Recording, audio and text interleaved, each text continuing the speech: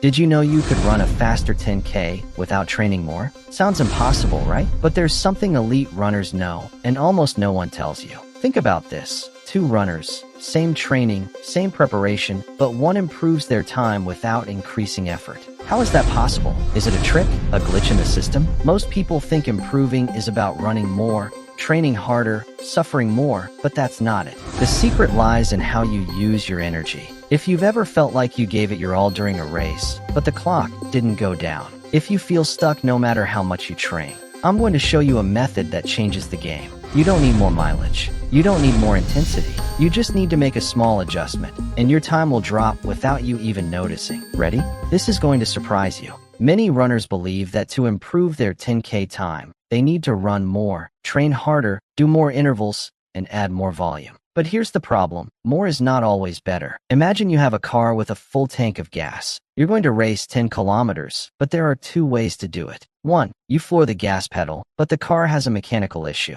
It uses more fuel than necessary. The engine overheats, and you run out of gas before the finish line. Two, the car is perfectly tuned. It uses just the right amount of energy, takes advantage of every drop of fuel, and reaches the finish line faster without extra effort. Guess what? Most runners are running with mechanical failures. Not because they're in bad shape, but because they're wasting energy without realizing it. Every step you take has a cost.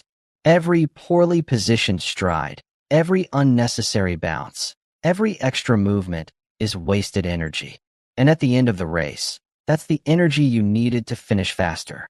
The biggest mistake runners make is ignoring their running economy. They run with inefficient technique, spend more energy than needed, and end up exhausted too early. Want an example? Look at the fastest runners in the world. Their stride is precise, efficient, with no extra movement. They don't bounce in the air, they don't waste energy with every step, and that allows them to run at insanely high speeds without burning out. Now, how can you apply this to your running? How can you fix this mistake and improve your time without training more? Here comes the secret.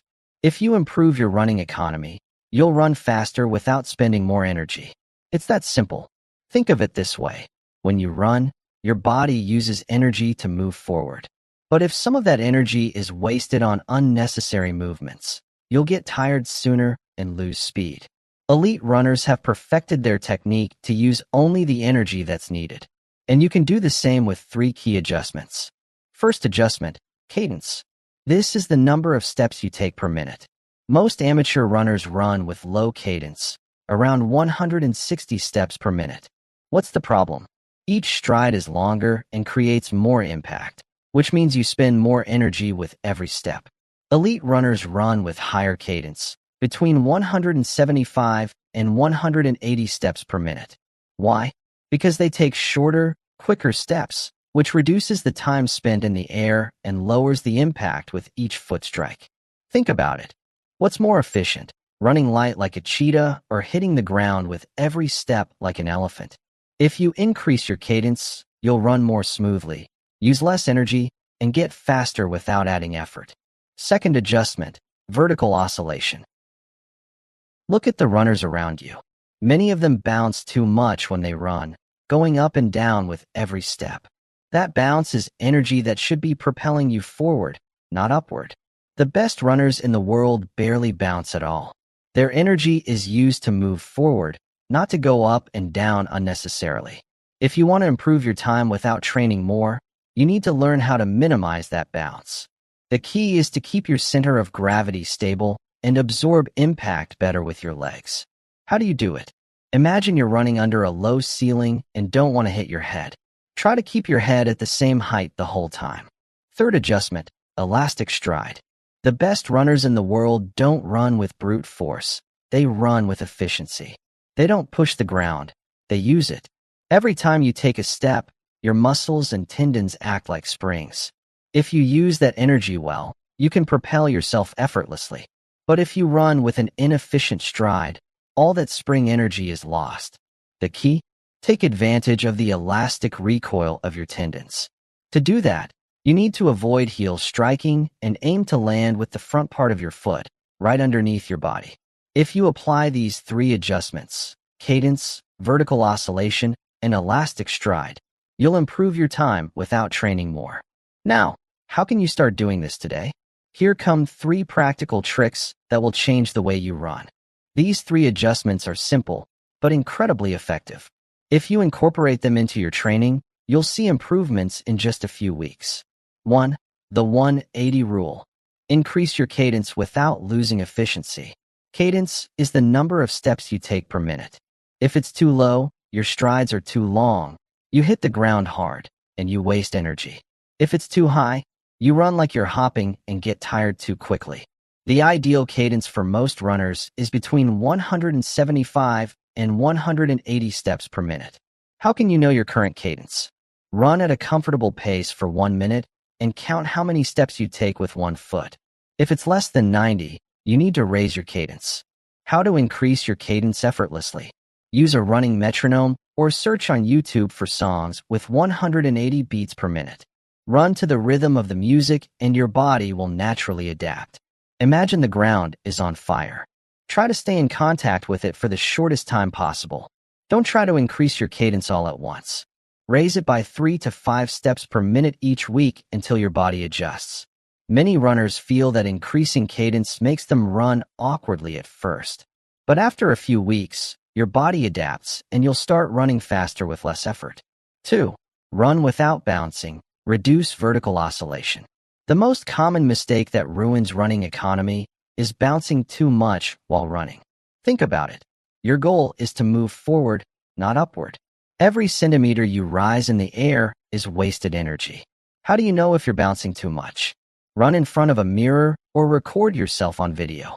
If you notice your head moving up and down with every stride, you have a vertical oscillation issue. How to fix it? Imagine you're running under a very low door and don't want to hit your head. Keep your eyes forward and your torso stable. Avoid unnecessary arm movements that throw off your balance. Focus on landing with the midfoot, right underneath your body. Landing with your heel out in front creates a little upward hop that wastes energy. Elite runners barely bounce because their technique is incredibly efficient. If you reduce your vertical oscillation, you'll run more smoothly, faster, and with less effort. 3. The elastic stride. Less impact, more speed. The key to running fast without getting tired is using your body's natural energy return. Your muscles and tendons act like springs. If you land correctly, your body reuses the impact energy to propel you into the next stride. But if you land poorly, all that energy is lost, and your muscles have to work harder to keep you moving. How do you activate the elastic effect in your stride? Land with your midfoot or forefoot right underneath your body. Avoid heels striking out in front, as it cuts off your momentum and creates more impact on your knees. Keep your ankle firm when landing. If your foot is too relaxed, you'll absorb the energy instead of reusing it. Key exercise, ankle skipping. Run in place with short, quick steps, feeling how your foot and ankle tendons store and release energy. The best runners in the world don't push the ground forcefully. They tap it and leave it behind in one smooth movement, using the elasticity of their own bodies. If you apply these 3 hacks, increasing cadence, reducing bounce, and using elastic stride, you'll start running faster without even realizing it. But now comes the best part. I'm going to give you the final challenge so you can see for yourself how much you can improve in just 30 days. Over the next 30 days, apply these 3 adjustments in your training. Follow the 180 rule, reduce bounce, and use the elastic stride. You don't need to run more miles or train harder. Just focus on improving your technique. After a month, do a 10K time trial and compare it to your previous time. I guarantee you'll see a difference. Now tell me in the comments, which of these 3 mistakes do you think you're making the most? If this video helped you, don't forget to like, subscribe, and turn on notifications so you don't miss our upcoming videos. See you in the next one.